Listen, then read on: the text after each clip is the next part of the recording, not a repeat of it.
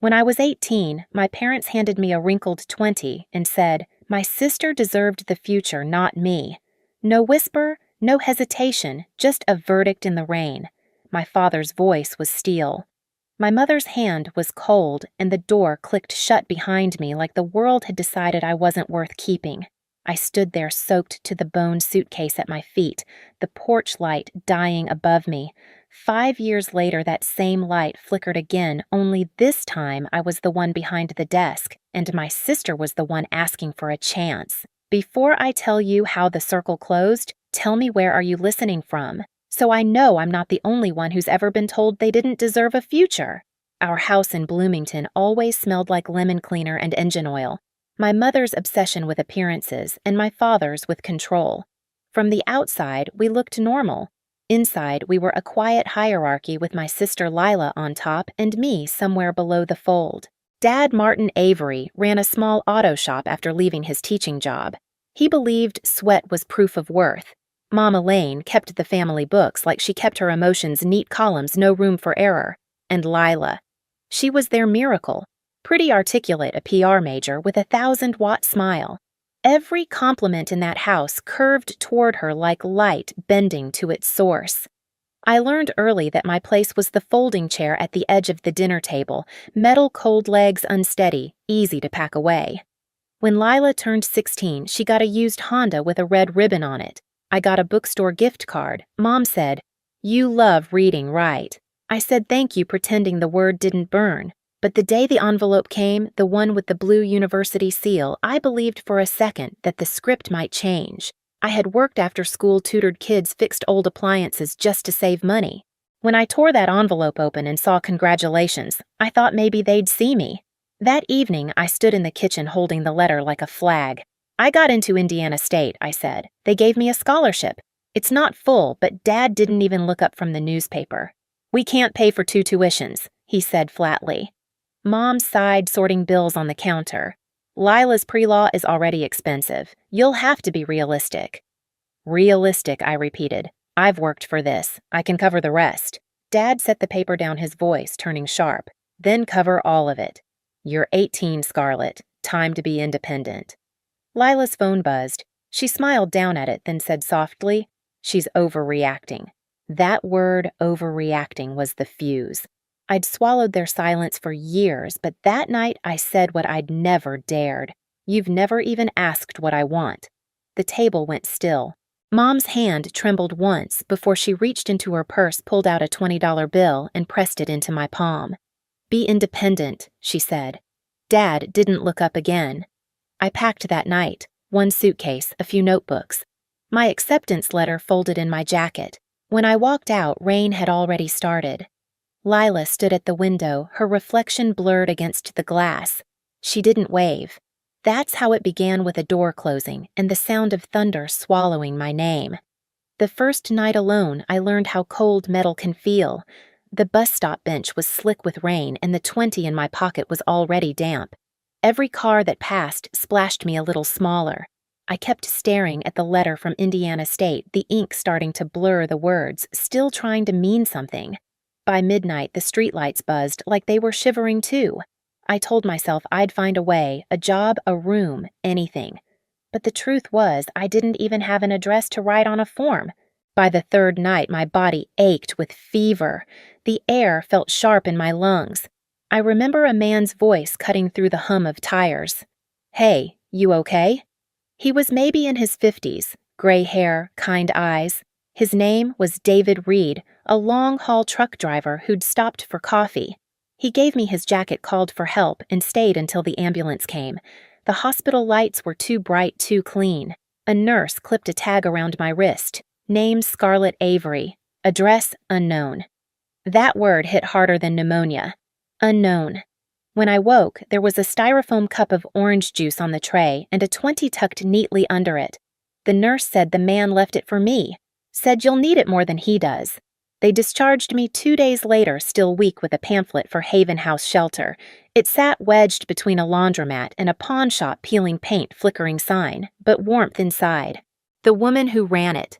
Ruth Nolan looked at me the way no one had in a long time, straight in the eye.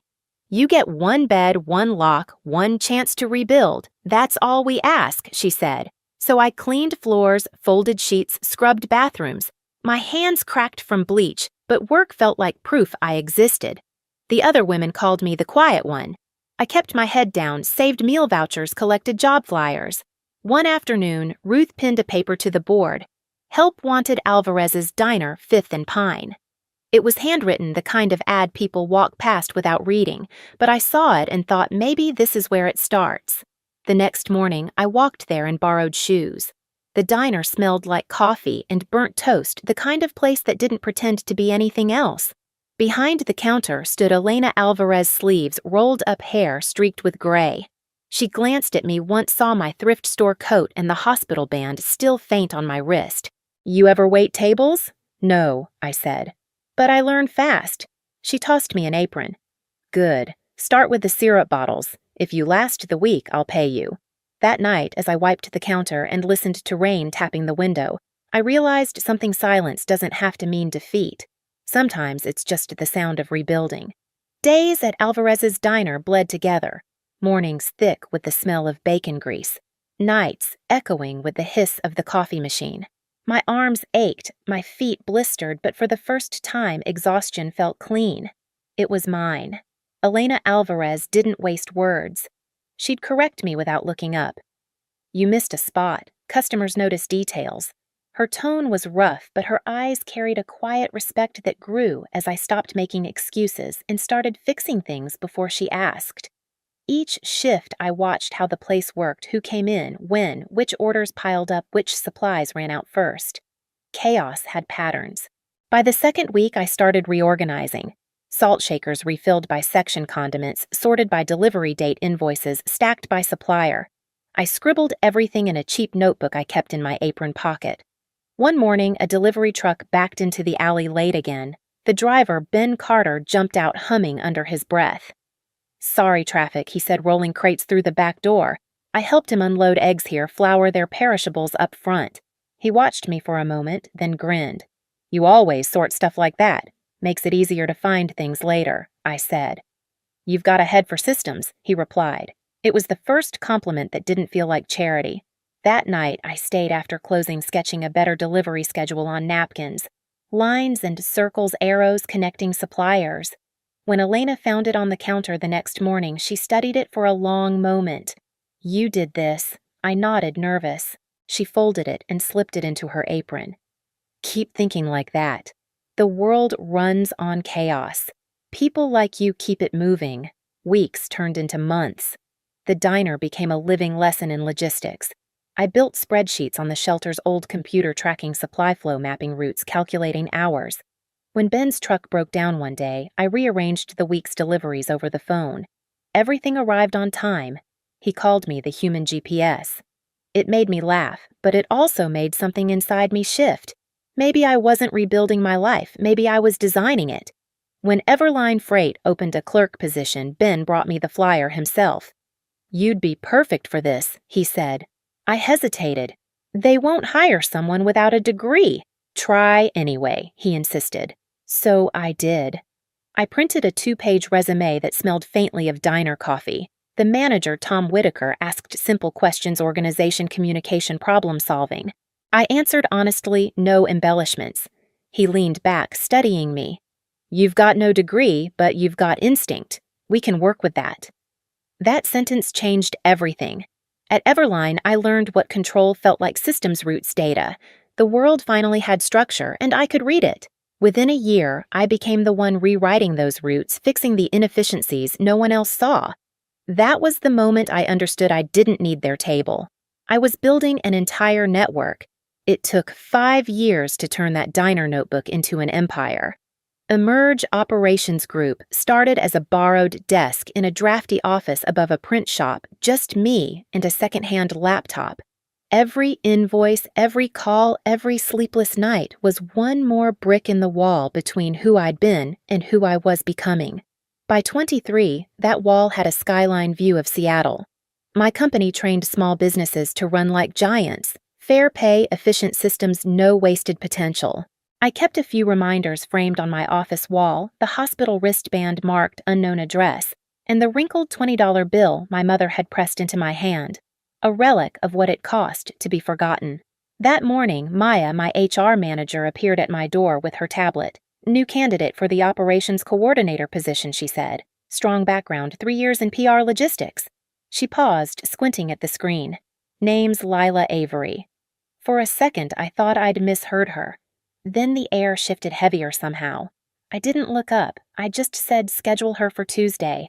Tuesday arrived with steady rain, soft and rhythmic against the windows. I came in early, straightened the papers on my desk, then stared at the framed 20. The ink had faded into a ghost of green, but the memory was sharp as ever. At 9 on the dot, Maya knocked once before opening the door. She's here. Send her in. The click of heels on the polished floor. That same confident rhythm I'd once envied when she used to walk down our hallway in Bloomington basking in our parents' attention. When the door opened, Lila stepped inside, composed, elegant hair pinned the same way Mom used to do it for her recitals. She smiled politely. Good morning. Morning, I said. Please have a seat. She didn't recognize me. Of course she didn't. To her, I was a ghost wearing success like armor. Maya did the formal introduction, unaware of the history bleeding into the room. This is Ms. Scarlett Avery, founder and CEO. The name landed between us like a spark. Lila blinked, a small tremor passing through her fingers as she adjusted her folder. Avery, she echoed softly, unsure whether to connect the dots. I gestured toward the chair. Let's begin. Her resume was solid on paper, at least. She spoke about project management, team coordination, leadership under pressure. Every word was rehearsed, a mask she'd probably worn for years. I listened, letting silence fill the gaps between sentences until she began to shift in her seat. Finally, I asked, tell me about a time you had to handle conflict. She hesitated. Well, at my last company, there was a staff dispute. I had to enforce fairness, make sure everyone got what they deserved. I leaned forward, elbows on the desk. Fairness, I repeated, my tone, calm, measured. That's an interesting word. What does it mean to you? She met my gaze, the first flicker of confusion in her eyes. It means making sure everyone has the same chance. Everyone. Yes, she said quickly. Everyone. The word hung there sharp and unsteady. Then her eyes drifted to the wall behind me. She saw the frames, the wristband, the 20. I watched the exact moment recognition dawned. Her breath caught. The color drained from her face. Her voice cracked. Scarlett. The sound of my name from her mouth felt both foreign and familiar. I leaned back in my chair. We're here to discuss your qualifications, I said evenly. For a second, she couldn't speak. Her hands trembled as she closed the folder on her lap. I didn't know. I thought that I didn't survive. I finished quietly. Her eyes filled. We were told you left. I wanted to. I cut her off with a small shake of my head. This isn't about the past, Ms. Avery. This is a professional setting. She swallowed hard, trying to find her footing again. You've done. Well, she managed. So have you, I said softly. You've learned how to sound sincere. The room went silent, except for the rain whispering against the glass. I didn't mean she started, but I raised a hand. I'm not angry, I said. Anger was a luxury I couldn't afford. I built something instead. Her tears broke then, quick and quiet. Mom and Dad, they miss you. They regret everything. I studied her for a moment, every piece of the old hierarchy replaying in my mind, her ribboned car, my folding chair, her applause, my silence. They made their choices, I said finally. And so did you. Lila's voice dropped to a whisper. I didn't stop them. I should have. You didn't have to, I replied. That's the thing about silence. It's complicity dressed as comfort. She nodded slowly, the weight of years pressing down. Are you going to hire me? I looked down at her resume, then back at her. That depends, I said. Can you follow leadership that values fairness over favoritism? I can try. Good, I said, because that's the only thing we build here, fairness. When she left, Maya slipped back in, uncertain. So, what do you think? I glanced at the window. Rain streaked the glass in silver lines, just like that night 5 years ago. Give her the position, I said finally. Maya blinked. You're sure everyone deserves a chance, I murmured, even the ones who once denied you yours. That evening, after the office emptied, I stood by the window watching the lights blur through the rain. Somewhere out there, my sister was driving home, probably replaying every word, maybe realizing that forgiveness doesn't always sound like mercy. Sometimes it just sounds like boundaries. I touched the frame on the wall, the $20 bill flattened and fragile under glass. They gave me a door slam, I thought. I built an open one. The phone buzzed on my desk, Mom calling. I let it ring once twice, then pressed silence.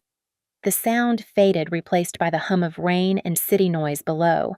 For the first time in years, the silence didn't feel like absence. It felt like peace.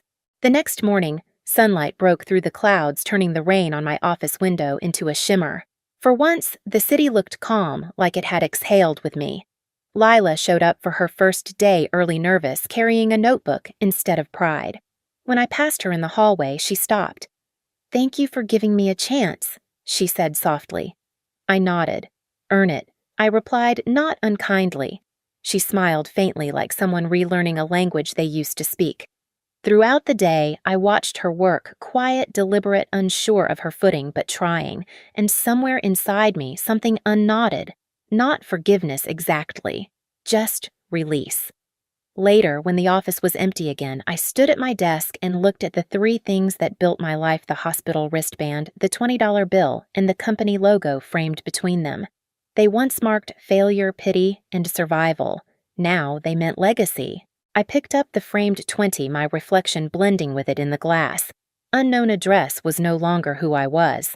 I had roots now, a company, a purpose. I placed it back carefully, turned off the lights, and whispered into the quiet, "The debt's been paid, in full." That weekend, I drove back to Bloomington for the first time in 5 years. The town looked smaller, the roads narrower, but the old bus stop was still there, same dented bench, same flickering light. I laid a small bouquet on the seat, then placed the framed 20 beside it. "This is where they ended me," I whispered, "and where I began." The air smelled like wet pavement and second chances. I stood there for a long time, not waiting for anyone to show up, just listening to the rain hit the metal roof.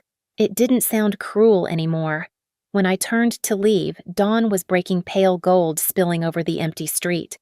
Because everyone deserves a future, even the ones told they didn't. If this story found you, share it. Tell me where you're listening from. You're not alone.